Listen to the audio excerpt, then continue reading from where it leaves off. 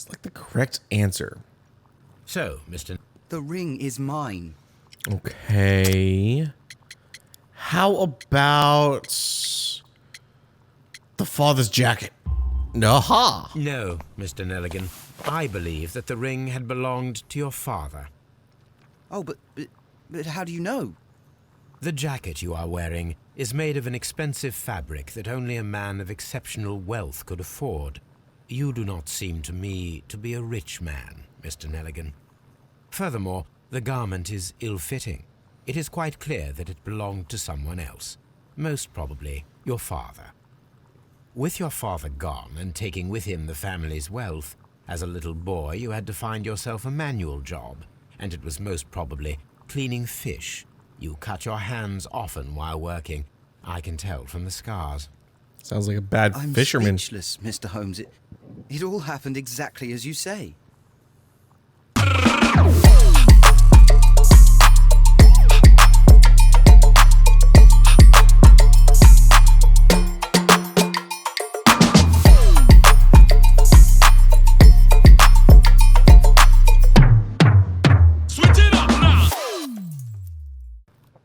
Well, I will see you soon, young man. Okay.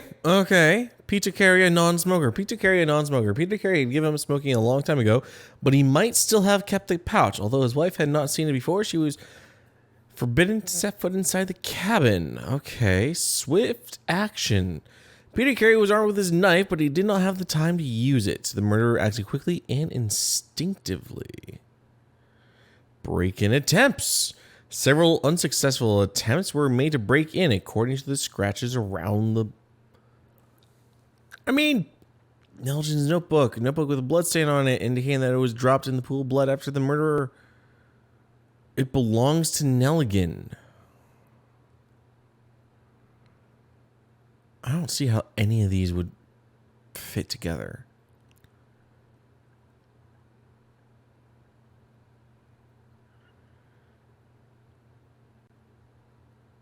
Anyone from touching it? Huh.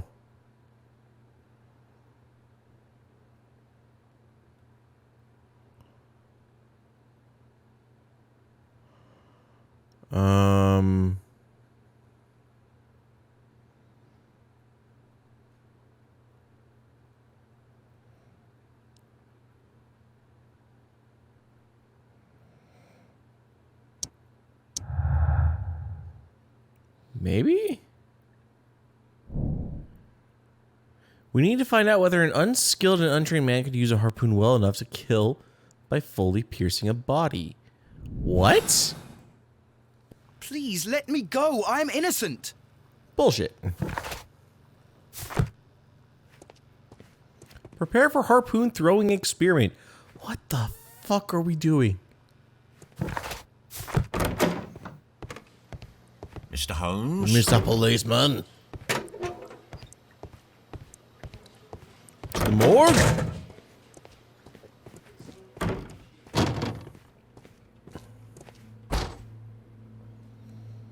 Well, where's Peter's body?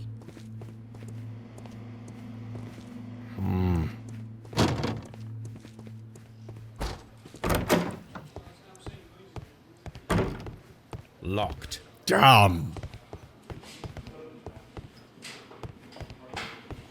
Where's Lestrade? Holmes? At your service, Mr. Holmes. Hello? Lestrade, is that you? No. No. Mr. Holmes? Well, let's go to Baker Street.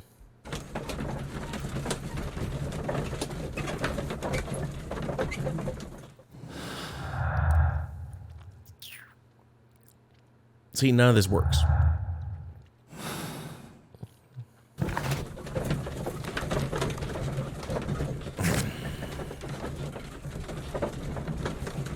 John Nelgen seems not to be a usual thief. What is his role in all of that? Watson will be glad to help with preparations for a harpoon throwing experiment.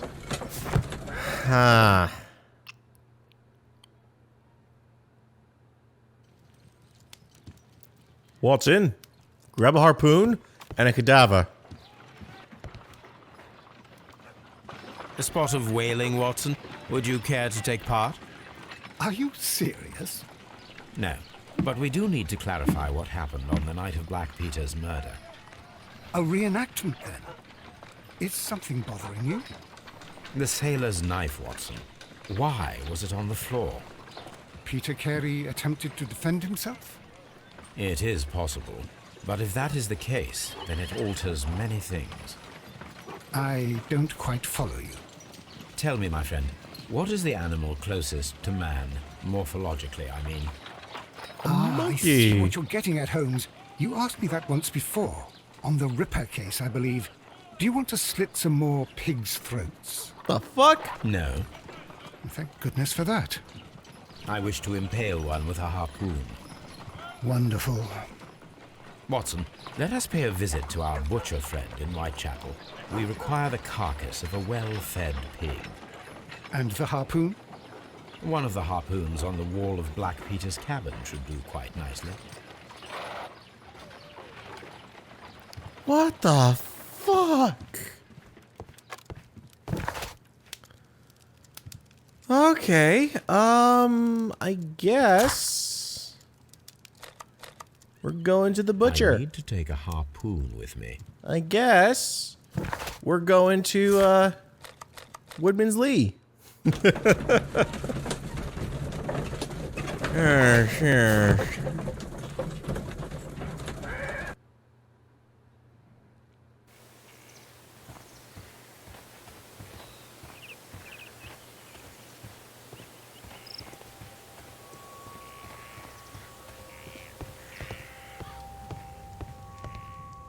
That should do it. Now I am ready for the experiment. Yes, I am. Ma'am, you are hiding something from me. I know it. The gloves are freaking out. Who could do such a thing? My poor husband.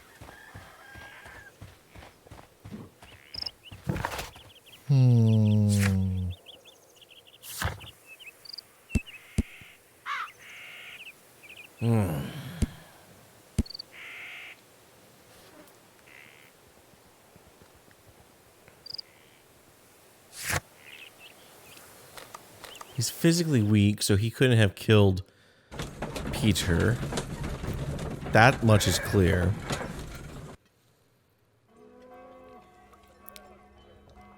Okay. Interesting.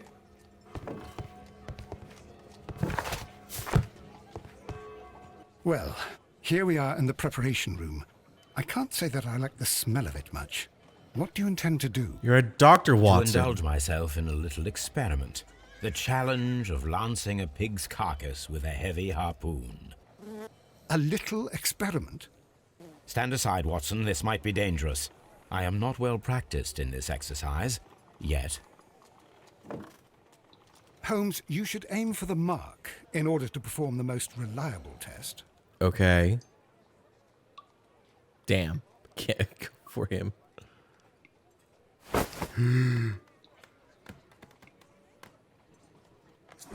Damn! Holmes, you should try to aim better and throw as hard as you can. Fine, I'll try again. Ho ho! The harpoon has struck the body, but with insufficient strength to pierce it straight through.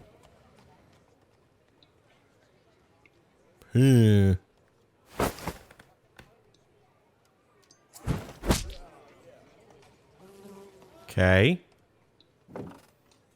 This is the best possible result that I could get. Do you see, Watson? Throwing a harpoon and pinning a man to a wall requires either exceptional strength and training or diabolical luck. If it was luck, then it was a chance in 1,000 that night. Or he didn't yes. throw it and he Let us rammed leave it through him. All right. But before we go, I suppose I'll have to pay for all these carcasses you've happily I mangled. mangled one. Very well, but please hurry. Of course. Come on. I mangled one.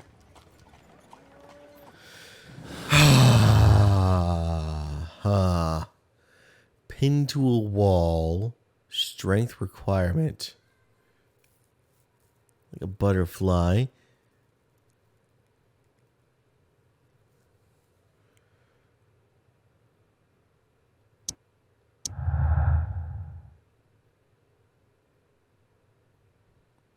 change the picture of a crime by choosing between... Shit.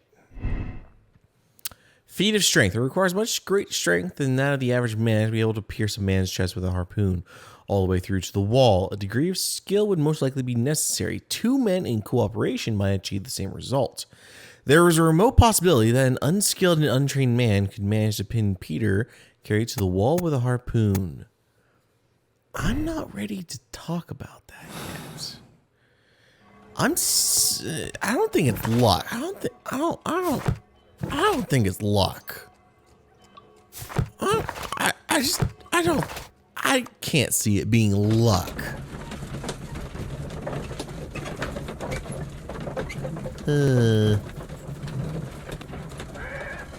I do need to go back to my study and look at the names. You know what? Let's go ahead and do that. Baker Street. I hope we aren't timed.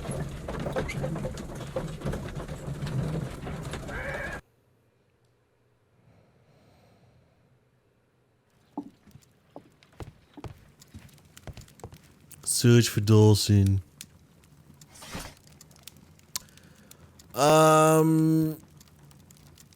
Chemistry. Research. The Bankruptcy Acts of 1883. Fenian condemned for murder. Dawson and Nelgen are bankrupt. Dawson and Nelgen Investment Fund bankrupt. Nelgen missing. The Dawson and Nelgen Investment Fund, a regional banking institution based in Cornwall, has declared bankruptcy as a result of heavy losses in its loan portfolio and has accordingly been assigned for liquidation. It was the 23rd largest bank in Britain, and its bankruptcy was the 2nd largest on record. The liquidation of company is a pure catastrophe for many Cornwall families. Joshua Nelgen, one of the bankers, has since mysteriously disappeared. He was last seen aboard his yacht preparing for departure to Norway. Nelgen is wanted both by police and his creditors. Okay. Mind the XLR cord. All right, so...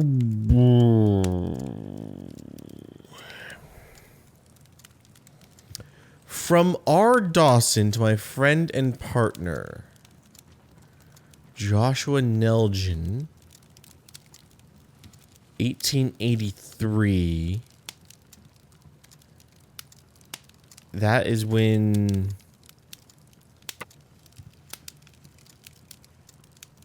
$1883. Here it is. Hold on. Now I begin to understand that young man's story, but I am still unclear as to what connects him with the murder. It is time to ask him.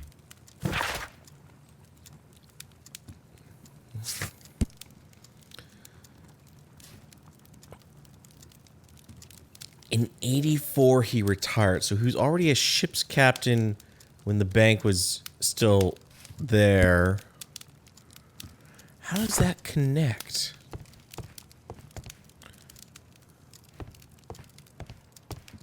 Huh. Oh, that's a good looking dog. Huh. A map of London. You know, let's just go back to Scotland Yard.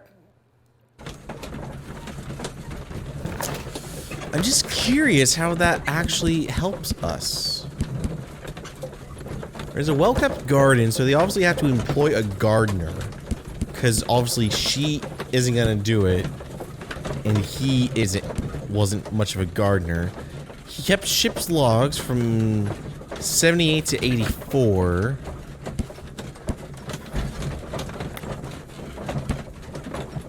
Uh-huh.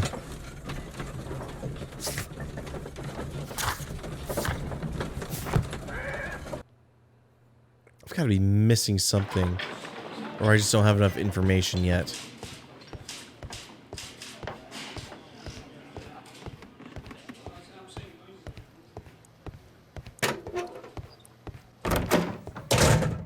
Talk! Dawson and Nelgen. I have heard the story of Dawson and Nelligan, Nelligan. the West Country bankers. Yes, Joshua Nelligan was my father.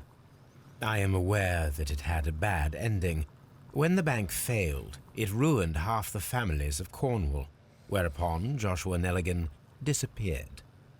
My father was under extraordinary pressure. Dawson had retired. I was only 10 years of age at the time, but it was still old enough to feel the shame that befell our family. My father was convinced that he could pay off all his debts if the creditors gave him time. He set sail for Hammerfest in Norway in his small yacht, just a few days before an arrest warrant was issued. He left my mother a list of the securities he was taking. No word was ever heard from him again. We believe that his vessel went down, taking with it everyone and everything on board. Thank you for the story, Mr. Nelligan. At last, we are making some progress. That's what the scratches in your notebook mean. Interesting. Joshua Nelligan and Peter Carey were both at sea in Norway. There is definitely some connection between Peter Carey and Joshua Nelligan's disappearance. I must examine the ship's logs.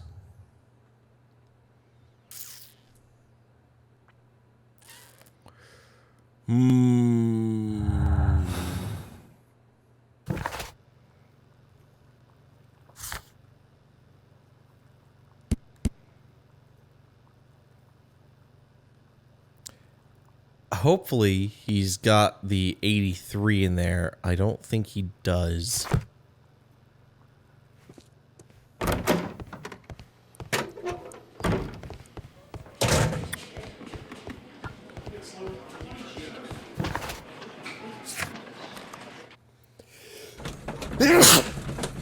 Excuse me. All right, I'm going to say it. Open deduction. I'm going to say it right now. This is a feat of strength. 2 men. 2 men. Or a very strong man. But we still don't know where the gardener is in all of this.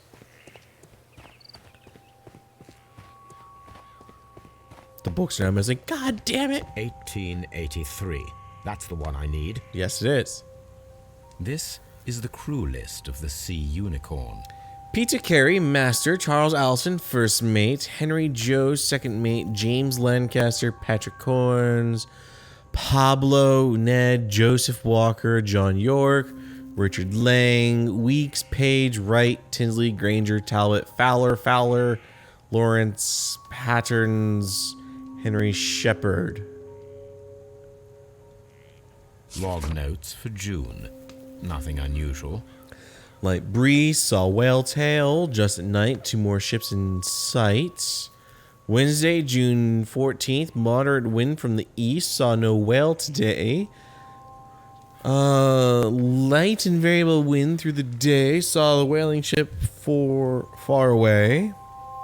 Saturday, June 4th, strong winds from south will go to the north.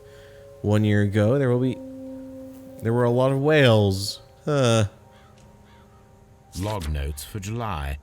Nothing special. Light wind, moderate wind, strong breeze. York got sick. Log notes for August. These pages have been torn away. Log notes for August. These pages have been torn away. The CPR, the Canadian Pacific Railroad. Canadian Pacific Railway, CPR, a torn piece from a bond certificate. Now just I have called seen this abbreviation Canadian Pacific. somewhere very recently. There are 3 ways of discovering what happened in August of 1883 aboard the Sea Unicorn. The first 2 of these will require speaking with a dead man. Why is that even an last option then, would be Holmes? to locate vital witnesses, the sailors involved in this whale hunt campaign.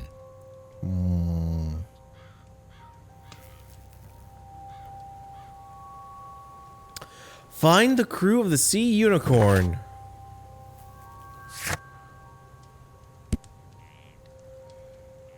Task for Wiggins. The ship's logs of the Sea Unicorn from 1883. The book has a list of sailors at the beginning. The pages for August have been torn out. Yes. You know, a bond certificate for the CP would be beneficial and with some money.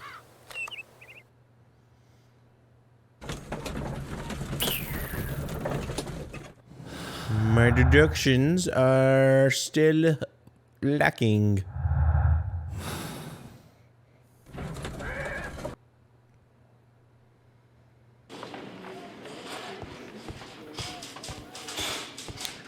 Wiggins. Sorry. Sailor. At your service, Mr. Holmes.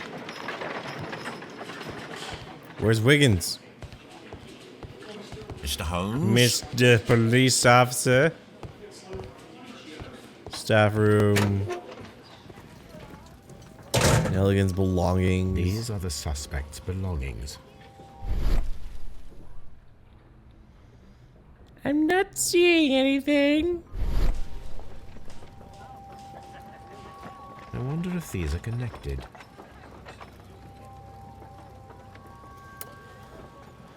Aha! 8539 85 wait 532. Now we have the proof that Nelligan's papers were indeed here. It seems that they have vanished, however. Aha. I see it now. Peter Carey, a non-smoker, missing tin box. Nelligan's notebook. Missing papers. A stub of bond certificates found in the cabin proves that certificates for the companies listed in Nelligan's notebook had once been there.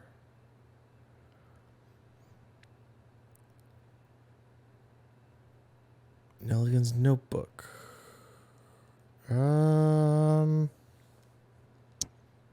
This? Valuable bond certificates were kept inside the stolen tin box.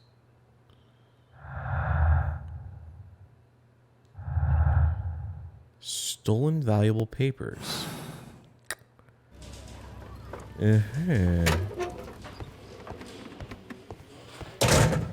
Locked. Damn it! Well, that's just to the morgue. We don't need to go there. Mr. Holmes? Mr. Police Officer. The break-in. Tell me, Mr. Nelligan, what exactly were you hoping to find inside Peter Carey's cabin? I was trying to find some information about my father. Bullshit.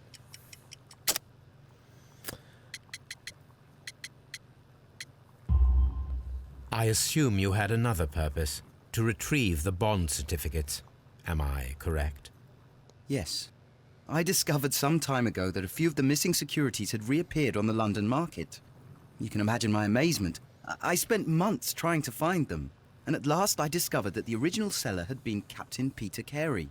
These papers, they belonged to my family, but I could not find them there.